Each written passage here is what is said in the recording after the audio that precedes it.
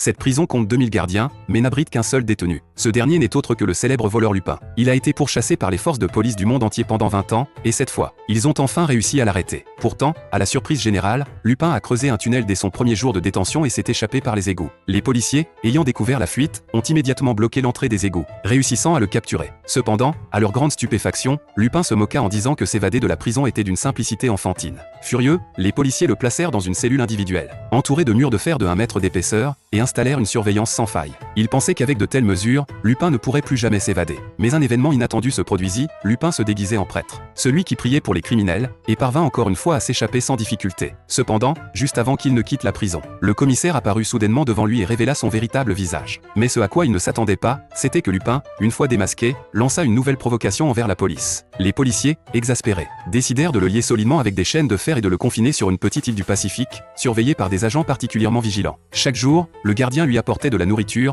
mais Lupin refusa de manger. Un jour, comme d'habitude, le gardien lui apporta son repas, mais cette fois, Lupin s'effondra soudainement, inerte. Le gardien, paniqué, tenta d'ouvrir la porte pour le sauver, car Lupin était son adversaire de toute une vie et il ne pouvait permettre qu'il meure aussi facilement. Mais au moment où il s'apprêtait à ouvrir la porte, il réalisa que cela pouvait être un piège de Lupin. Il se retira alors. Un mois plus tard, lorsque le gardien apporta encore une fois son repas, il trouva Lupin toujours dans la même position. Il pensait alors que Lupin était définitivement mort et ouvrit précipitamment la porte pour vérifier. Mais dès qu'il franchit le seuil de la cellule, le corps de Lupin se redressa soudainement, devenant une image plane. En réalité, tout cela faisait partie du plan de Lupin. Il avait utilisé les aliments comme peinture et ses cheveux comme pinceau. Chaque nuit, lorsque le gardien s'endormait, il dessinait l'image de son corps sur le sol de sa cellule, car seule la conviction qu'il était mort permettrait d'ouvrir la porte de la prison. Finalement, Lupin réussit à s'évader, et dans un dernier acte de revanche, il enferma le gardien dans la cellule.